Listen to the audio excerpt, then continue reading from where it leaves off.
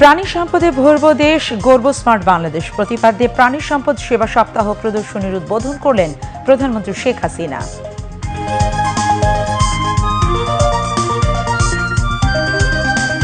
খাদ্যের পাশাপাশি পুষ্টি নিরাপত্তা নিশ্চিত করাই সরকারের লক্ষ্য বললেন প্রধানমন্ত্রী। দ্বিতীয় হলো পুষ্টি নিশ্চয়তা দেওয়া। এখন আমরা সেই পদক্ষেপই হাতে নিয়েছি। তৈরি পোশাক রপ্তানি নতুন বাজারের শক্ত ভিত বাংলাদেশের, কমছে প্রচলিত বাজারের ওপর নির্ভরতা।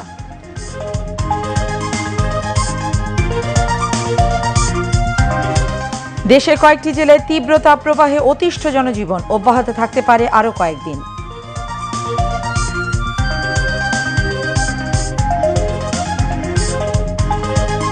ভারী বৃষ্টিপাতের কারণে আকস্মিক বন্যায় দুবাই বিমানবন্দরের 290টি ফ্লাইট বাতিল।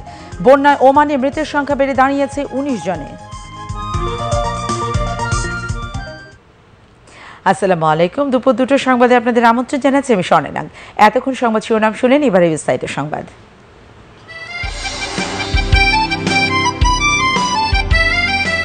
বিচার বিভাগকে নতুন করে এমন করতে হবে যে থানায় ট্রাইব্যুনাল করার চেষ্টা করছি আমরা, এবং সেখানে মানুষ এক বছর 1.5 বছরের মধ্যে বিচার পায় তার বন্দোবস্ত করছি। আশা করি সেদিকেই হবে। দেশের দুগ্ধ পোল্ট্রি খামারিদের উৎসাহিত করার লক্ষ্যে আয়োজিত প্রাণী সম্পদ সেবা সপ্তাহ প্রদর্শনী 2024-এর উদ্বোধন করেছেন প্রধানমন্ত্রী শেখ হাসিনা। সকালে রাজধানী বঙ্গবন্ধু আন্তর্জাতিক সম্মেলন কেন্দ্রের পাশে পুরাতন বাণিজ্য মেলা মাঠে এই আয়োজনের আনুষ্ঠানিক উদ্বোধন করেন প্রধানমন্ত্রী। এ সময় দেয়া ভাষণে শেখ হাসিনা বলেন, তাঁর সরকারের লক্ষ্য খাদ্যের পাশাপাশি জনগণের পুষ্টি নিরাপত্তা নিশ্চিত করা। তিনি মৎস্য প্রাণী সম্পদ খাতের উন্নয়নে বেসরকারি খাতকে আরও এগিয়ে আসার আহ্বান জানান। রিপোর্ট আসিফুর রহমানের, ক্যামেরায় ছিলেন আজাদ। 18 থেকে 22 এপ্রিল দেশব্যাপী আয়োজন প্রাণী সম্পদ সেবা সপ্তাহ প্রদর্শনীর। বৃহস্পতিবার রাজধানীর পুরাতন বাণিজ্য মেলার মাঠে সপ্তাহব্যাপী আয়োজনের উদ্বোধন করেন প্রধানমন্ত্রী শেখ হাসিনা। আমাদের লক্ষ্য প্রথম হলো খাদ্য নিরাপত্তা দেওয়া। বক্তব্যে লক্ষ্যের কথা জানান প্রধানমন্ত্রী, বলেন তার সরকার চায় খাদ্যে নিরাপত্তার পাশাপাশি নিশ্চিত হোক পুষ্টির নিশ্চয়তা। সমালোচনা বিএনপির, বলেন তারা ব্যর্থ হয়েছিল মানুষকে ডাল ভাত খাওয়াতে। আমাদের আগে যারা ক্ষমতায় ছিলেন, যেমন খালেদা জিয়া ঘোষণা দিল যে দেশের মানুষকে ডাল ভাত খাওয়াবে, সে ডাল ভাত খাওয়াতেও কিন্তু ব্যর্থ হয়েছিল। এরপর 2007 সালে আসলো তত্ত্বাবধায়ক সরকার, ফখরুদ্দিন সাহেব প্রধান উপদেষ্টা, ইয়াজুদ্দিন সাহেব রাষ্ট্রপতি, সেনাপ্রধান মঈনুদ্দিন, মেজর জেনারেল মঈনুদ্দিন আবার ঘোষণা দিলেন আলু খাওয়ার জন্য। তো কেউ আমাদের ডাল ভাত খাওয়াতে চাইলো, কেউ আমাদের আলু খাওয়াতে চাইলো। মাছে ভাতে বাঙালি আমরা, তা আমার মাছে ভাতে বাঙালি, মাছ ভাত পেলেই তো যথেষ্ট, সেটাই তো আমাদের লক্ষ্য। কাজে আমরা সেদিকেই দৃষ্টি দিয়েছি। এখন অন্তত বলতে পারি মাছ ভাতের অভাবটা নাই, ডাল ভাতেরও অভাব নাই। উৎপাদন ও প্রক্রিয়াজাতকরণে আরও যত্নবান হওয়ার আহ্বান সরকার প্রধানের। একই সঙ্গে বলেন খতিয়ে দেখতে এ খাতে রপ্তানির সম্ভাবনা। আমরা কিন্তু আমাদের হালাল মাংস পৃথিবীর অনেক দেশ এখন ক্রয় করতে চায়, আর সেই সুযোগটা আমাদের নিতে হবে।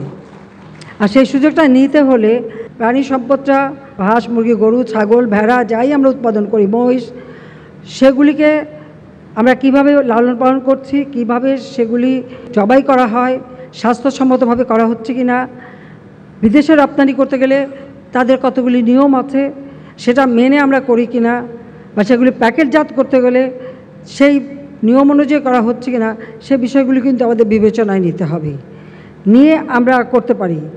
এইভাবে আমরা যদি করতে পারি তাতে দেশের মানুষের চাহিদা মিটিয়েও আমরা কিন্তু বিদেশে রপ্তানি করতে পারবো। প্রাণী সম্পদ খাতে আরও গবেষণার তাগিদ দেন প্রধানমন্ত্রী শেখ হাসিনা। বলেন তিনি দেখতে চান বেসরকারি খাতকে উদ্যোক্তা হিসেবে। আমি চাই বেসরকারি খাত এগিয়ে আসুক, আমি বেসরকারি খাতকেই উদ্যোক্তা হিসেবে দেখতে চাই, সব রকম সহযোগিতা করতে চাই, এবং তারা এর ফলে আমার দেশের মানুষের কর্মসংস্থান বাড়ুক সেটাও আমরা চাই।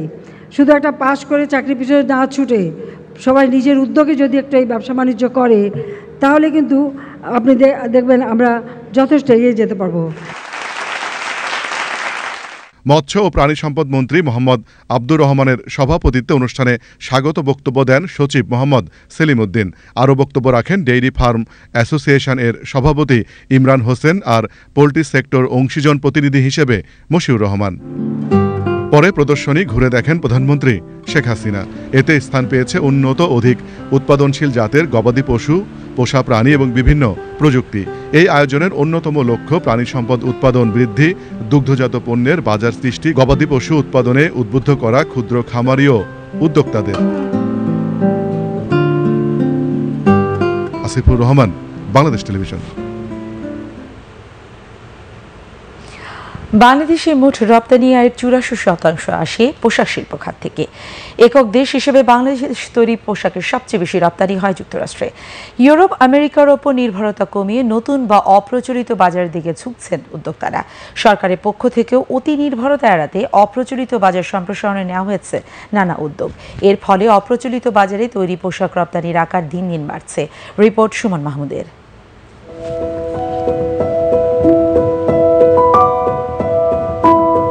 বৈশ্বিক নানা সংকটের মধ্যেও বাড়ছে অপ্রচলিত বাজারে তৈরি পোশাক রপ্তানির আকার। মোট রপ্তানি আয়ের 84% বেশি আসে তৈরি পোশাক রপ্তানি থেকে। বাংলাদেশের তৈরি পোশাক রপ্তানির সবচেয়ে বড় বাজার ইউরোপীয় ইউনিয়ন এবং মার্কিন যুক্তরাষ্ট্র। তবে এই দুই বাজারের বাইরেও চলতি অর্থ বছরে 6 মাসে রপ্তানি হয়েছে $4.5 বিলিয়ন তৈরি পোশাক। আর রপ্তানিকারক প্রতিষ্ঠানগুলো বলছে, বৈশ্বিক সংকটের মধ্যেও নতুন বাজারে রপ্তানির পরিমাণ দিন দিন বাড়ছে। অপ্রচলিত বাজারেই আমাদের যেতে হবে। মিডল ইস্ট একটা বড় একটা বাজার হয়ে দাঁড়িয়েছে, বিশ্ব অর্থনীতিতে তার একটা গুরুত্বপূর্ণ ভূমিকা পালন করছে এবং আমরা মনে করি মিডল ইস্ট আমাদের ব্যাপকভাবে এক্সপোর্টের সম্ভাবনাগুলো খতিয়ে দেখতে হবে। সাউথ আফ্রিকা সহ বিভিন্ন দেশ আছে, আপনার জাপান তো আছে, এইগুলাতে আসলে আস্তে আস্তে আমাদের এক্সপোর্ট বাড়াতে হবে, এই বায়ার খুঁজে আনতে হবে, বাজার খুঁজে আনতে হবে নতুন দেশগুলোতে। রাশিয়া ইউক্রেন যুদ্ধে টালমাটাল বিশ্ব অর্থনীতি, সে কারণে প্রচলিত বাজারে রপ্তানি কমছে, তাই অপ্রচলিত বাজারে রপ্তানি বাড়ছে। আর বিশ্লেষকরা বলছেন, ভারত আর মেক্সিকো ছাড়াও চলতি অর্থ বছরে নতুন সব বাজারেই রপ্তানির পরিমাণ বাড়ছে। এক্সপোর্ট কিছুটা ওঠানামা করে, এটা অস্বাভাবিক কিছু না, কিন্তু যেটা আমাদের জন্য খুব গুরুত্বপূর্ণ সেটা হচ্ছে যে তারা যদি বুঝতে পারে যে বাংলাদেশের প্রোডাক্ট তাদের জন্য ভালো এবং চিপার হবে, অবশ্যই যেহেতু ট্রান্সপোর্টেশন কস্ট কমে যাবে, এবং ভারতের বাজারে যদি আমাদের প্রোডাক্ট যেগুলো ডিমান্ড আছে সেগুলো যদি রপ্তানি করা যায়, সেটা দেশের জন্য মঙ্গল এবং ভারতের জন্য মঙ্গল। এবং সেটা আমি মনে করি আমাদের ব্যবসায়ীদের আরও বেশি করে উদ্যোগ নেওয়া উচিত, যাতে করে ভারতের বাজারে আরও বেশি এক্সপোর্ট করা যায়। ভারতের যে পপুলেশন এবং ভারতের যে ইকোনমিক গ্রোথ, চায়নার যে গ্রোথ, সর্বমিলে আমি মনে করি আমাদের স্থানীয় বিশেষ করে সাউথ ইস্ট এশিয়াতে কিন্তু অনেক বড় মার্কেট আছে।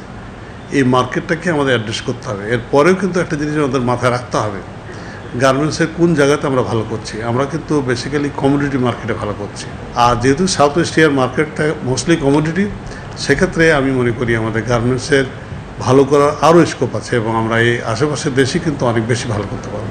অপ্রচলিত বাজার আর প্রচলিত বাজারে রপ্তানির পরিমাণ বাড়াতে সরকারকে আরও নানা ধরনের উদ্যোগ নিতে হবে মত বিশ্লেষকদের। সুমন মাহমুদ, বাংলাদেশ টেলিভিশন, ঢাকা। পররাষ্ট্রমন্ত্রী ও আওয়ামী লীগের যুগ্ম সাধারণ সম্পাদক ডক্টর হাসান মাহমুদ বলেছেন, 1971 সালে মুজিবনগর সরকারের অধীনে অন্যান্য সেক্টর কমান্ডারদের মতোই 400 টাকা মাসিক বেতনে কর্মচারী ছিলেন জিয়াউর রহমান। তিনি বলেন, পরিতাপের বিষয় সে বিএনপি মুজিবনগর সরকারের শপথ গ্রহণ দিবস 17 এপ্রিল পালন করে না। গ্রিসের রাজধানী এথেন্সে গতকাল ঐতিহাসিক মুজিবনগর দিবস উপলক্ষে বাংলাদেশ কমিউনিটি ইন গ্রিস আয়োজিত সভায় প্রধান অতিথি বক্তৃতায় একথা বলেন পররাষ্ট্রমন্ত্রী। ডক্টর হাসান মাহমুদ বলেন, বঙ্গবন্ধুর 7 মার্চের ভাষণ মুক্তিযুদ্ধের অবিচ্ছেদ্য অংশ। সেই 7 মার্চও বিএনপি পালন করে না। এ থেকেই প্রমাণ হয় স্বাধীনতা ও মুক্তিযুদ্ধ তারা কতটুকু বিশ্বাস করে। গ্রিস আওয়ামী লীগ সভাপতি আব্দুল মান্নান মাতুব্বরের সভাপতিত্বে সংগঠনের সাধারণ সম্পাদক মোহাম্মদ বাবুল হাওলাদার সহ অন্যান্য নেতৃবৃন্দ ও প্রবাসী বাংলাদেশিরা এ সময় উপস্থিত ছিলেন। অনুষ্ঠানে পররাষ্ট্রমন্ত্রী গ্রিস প্রবাসী বাংলাদেশিদের সবাইকে বৈধ পথে রেমিটেন্স পাঠানোর আহ্বান জানান। জিয়াউর রহমান কিন্তু বঙ্গবন্ধুর নেতৃত্বে বাংলাদেশের যে প্রথম সরকার, সেই সরকারের 400 টাকা বেতনের একজন চাকরি ছিল। আজকে যে লম্বা লম্বা কথা বলে, বিএনপি নেতাদের একটু জিজ্ঞেস করবে, জিয়াউর রহমান যে 400 টাকা করে বেতন নিত, সেটার খবর জানো তোমরা? ওদেরকে একটু জিজ্ঞেস করবে। পঞ্চগড়ে বাদাম চাষকে ঘিরে গড়ে উঠেছে ক্ষুদ্র ক্ষুদ্র বাদাম দানা ছড়ানো মিল। এই সকল কারখানা গড়ে ওঠায় সৃষ্টি হয়েছে হাজার হাজার মানুষের কর্মসংস্থান। কৃষিভিত্তিক এইসব কারখানা হওয়ায় একদিকে যেমন এলাকার বেকারত্ব দূর হচ্ছে, অন্যদিকে বাদাম চাষিরা পণ্যের ন্যায্য মূল্য পাচ্ছে। পঞ্চগড় জেলা প্রতিনিধি মোহাম্মদ আমির খসরু লাবণের পাঠানো তথ্য ভিডিও চিত্র নিয়ে ডেস্ক রিপোর্ট। পঞ্চগড়ে বিস্তীর্ণ এলাকা জুড়ে বাদামের চাষ হচ্ছে, আর এখানকার আবহাওয়া ও মাটি ভালো হওয়ায় ফলনও হয় ভালো। এই বাদাম চাষকে ঘিরে এখানে গড়ে উঠেছে শতাধিক বাদামের খোসা ছাড়ানোর মিল, ফলে কর্মসংস্থানের সুযোগ সৃষ্টি হচ্ছে স্থানীয়দের। পুরুষের পাশাপাশি নারীরা সংসারের কাজের ফাঁকে মিলে কাজ করে হচ্ছেন আর্থিকভাবে স্বাবলম্বী। এখানে মেলটা হওয়ানে অনেক উপকারে আসছে, মানুষের সংসারে উপকার আসে, বাচ্চা কাচ্চা লেখাপড়া করাইতে পারি। দীর্ঘদিন থেকে আমাদের এই বাড়ির পাশে মিলটা হয়েছে, অনেক দিন যাবত, আজ 14-15 বছর ধরে কাজ করতেছি। 400, 500, 300 যখন যেরকম হয় প্রোডাকশনে কাজ করি। সংসারে খুব অনটন ছিল, এখান থেকে যা ইনকাম করি তাতে বাচ্চা কাচ্চা লেখাপড়া, পড়াশোনার খরচ চালাই, সংসারে অভাবনাটা দূর হয়ে গেছে। সরকারি পৃষ্ঠপোষকতা পেলে আরও নতুন নতুন মিল কারখানা গড়ে তোলা হবে বলে জানালেন মিল মালিক ও ব্যবসায়ীরা। এখানে প্রতিটা মিলে প্রায় কোনো মিলে 100, কোনো মিলে 50, কোনো মিলে 30, তাতে আনুমানিক 8-10 হাজার শ্রমিক কাজ করে। সরকার যদি আমাদেরকে অল্প সুদে ঋণ দেয়, এখানে আরও অনেক প্রতিষ্ঠান গড়ে উঠবে এবং অনেক কর্মসংস্থান তৈরি হবে, বেকারত্ব দূর হবে। কৃষিভিত্তিক কারখানা গড়ে তুলতে আগ্রহী উদ্যোক্তাদের সার্বিক সহযোগিতার কথা জানালেন এই বিসিক কর্মকর্তা। পঞ্চগড় জেলার বোদা এবং দেবীগঞ্জ উপজেলায় বাদাম চাষকে কেন্দ্র করে গড়ে উঠেছে শত শত বাদাম ভাঙার মিল। সেখানে কাজ করছে হাজার হাজার শ্রমিক। বাদাম চাষকে কেন্দ্র করে নতুন উদ্যোক্তা এবং এসব মিল মালিকদের সহযোগিতার জন্য বিসিক সবসময় তাদের পাশে আছে। পঞ্চগড়ের আর্থিক উন্নয়ন এবং কর্মসংস্থান সৃষ্টির লক্ষ্যে বিসিক তাদের সকল সহযোগিতা করবে। কৃষি পণ্যের প্রক্রিয়াজাতকরণের কারখানা গড়ে উঠলে ব্যবসায়ীরা যেমন লাভবান হবেন, তেমনি কৃষি পণ্যের ন্যায্য মূল্য সহ সৃষ্টি হবে কর্মসংস্থানের, বাড়বে কৃষির উৎপাদন। Shamsun Nahar Binu, desk report, Bangladesh television. সরকারি কর্ম কমিশন পিএসসির সদস্য হিসেবে শপথ নিয়েছেন রাজশাহী বিশ্ববিদ্যালয়ের গণযোগাযোগ ও সাংবাদিকতা বিভাগের অধ্যাপক ডক্টর প্রদীপ কুমার পাণ্ডে। আজ সুপ্রিম কোর্টের জাজেস লাউঞ্জে তাকে শপথ বাক্য পাঠ করেন প্রধান বিচারপতি ওবায়দুল হাসান। এ সময় পিএসসির চেয়ারম্যান মোহাম্মদ সোহরান হোসেন, পিএসসি সদস্য ও সুপ্রিম কোর্টের কর্মকর্তাবৃন্দ উপস্থিত ছিলেন।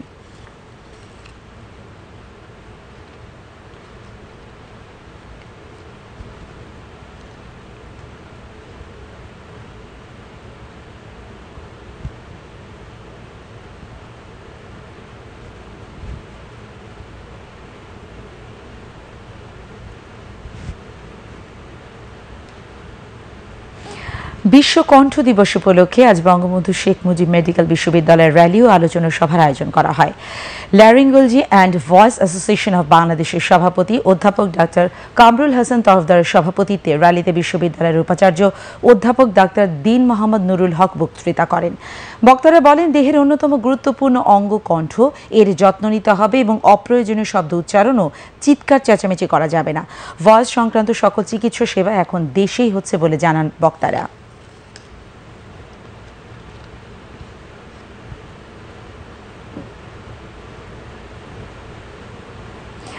বাংলা নববর্ষ উদযাপন উপলক্ষে আজ মঙ্গল শোভাযাত্রা ও সাংস্কৃতিক অনুষ্ঠানের আয়োজন করে জগন্নাথ বিশ্ববিদ্যালয়। মঙ্গল শোভাযাত্রার এবারের স্লোগান ছিল বৈশাখে নূতন করিন সৃজন, মঙ্গলময় যত তনুমন, এবং মূল প্রতিপাদ্য ছিল রিক্সাচিত্র। জগন্নাথ বিশ্ববিদ্যালয়ের উপাচার্য অধ্যাপক ডক্টর সাদিকা হালিম মঙ্গল শোভাযাত্রা উদ্বোধন করেন। এ সময় বিশ্ববিদ্যালয়ের শিক্ষক শিক্ষার্থীরা উপস্থিত ছিলেন। শোভাযাত্রার রিক্সাচিত্রের পাশাপাশি সংকটাপন্ন প্রজাতির মধ্যে কুমিরের প্রতিকৃতি স্থান পেয়েছে। এছাড়াও লক্ষ্মী পেঁচা, ফুল, মৌমাছি, পাতা, বাঘ, অন্যান্য প্রতিকৃতি স্থান পায়। মঙ্গল শোভাযাত্রাটি বিশ্ববিদ্যালয় চত্বর থেকে শুরু হয়ে শহরের প্রধান প্রধান সড়ক প্রদক্ষিণ করে। পরে এক মনোজ্ঞ সাংস্কৃতিক অনুষ্ঠানের আয়োজন করা হয়।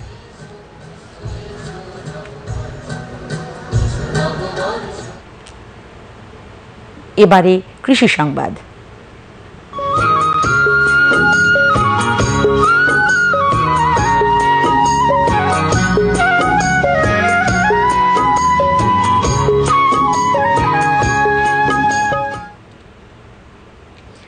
হবিগঞ্জে চুনারুঘাট উপজেলার খোয়াই ও সুতাং নদীর চরে আখ চাষ করে লাভবান হচ্ছেন কৃষকরা। সরকারি পৃষ্ঠপোষকতা এবং পরিকল্পিতভাবে আখ চাষ বৃদ্ধি করলে এটি হতে পারে একটি বড় আয়ের উৎস।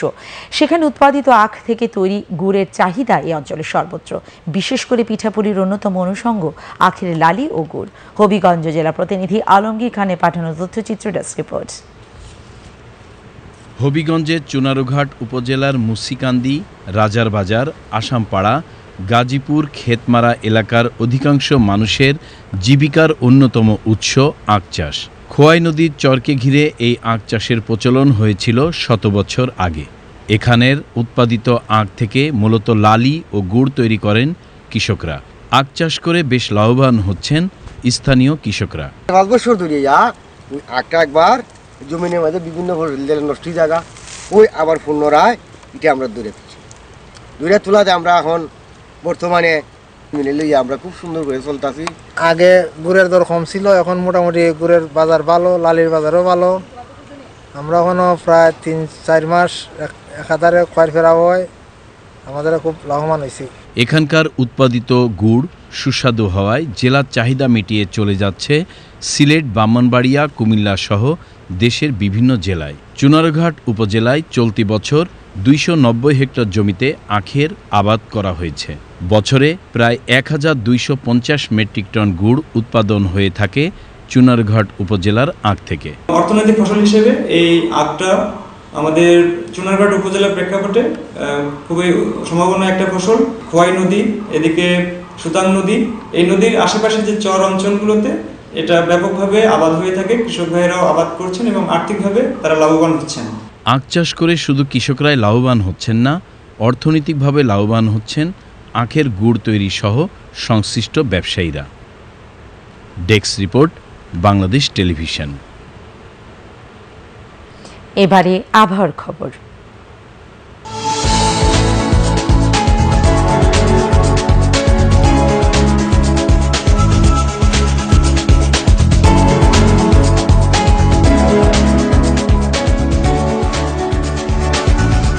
দেশের কয়েকটি জেলার ওপর দিয়ে তীব্র তাপপ্রবাহ বয়ে যাচ্ছে। আবহাওয়া অফিস জানিয়েছে, রাজশাহী, পাবনা, বাগেরহাট, যশোর, চুয়াডাঙ্গা ও কুষ্টিয়া জেলাসমূহের ওপর দিয়ে তীব্র তাপপ্রবাহ বইছে এবং মৌলভীবাজার জেলাসহ রাজশাহী ও খুলনা বিভাগের অবশিষ্টাংশ এবং ঢাকা, রংপুর ও বরিশাল বিভাগের ওপর দিয়ে মৃদু থেকে মাঝারি ধরনের তাপপ্রবাহ বয়ে যাচ্ছে এবং তা অব্যাহত থাকতে পারে আরও কয়েকদিন। দুপুরের সংবাদ শেষ করব, তার আগে শিরোনামগুলো জানিয়ে দেব আরেকবার। প্রাণী সম্পদে ভরবো দেশ, গর্ব স্মার্ট বাংলাদেশ প্রতিপাদ্যে প্রাণী সম্পদ সেবা সপ্তাহ প্রদর্শনীর উদ্বোধন করলেন প্রধানমন্ত্রী শেখ হাসিনা।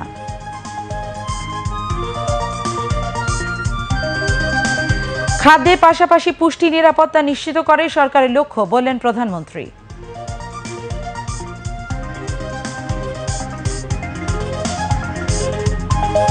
তৈরি পোশাক রপ্তানি নতুন বাজারে শক্ত ভিত বাংলাদেশের, কমছে প্রচলিত বাজারের ওপর নির্ভরতা।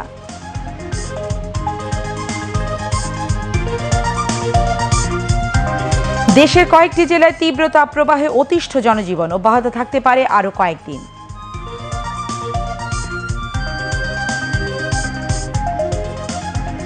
ভারী বৃষ্টিপাতের কারণে আকস্মিক বন্যায় দুবাই বিমানবন্দরে 290টি ফ্লাইট বাতিল।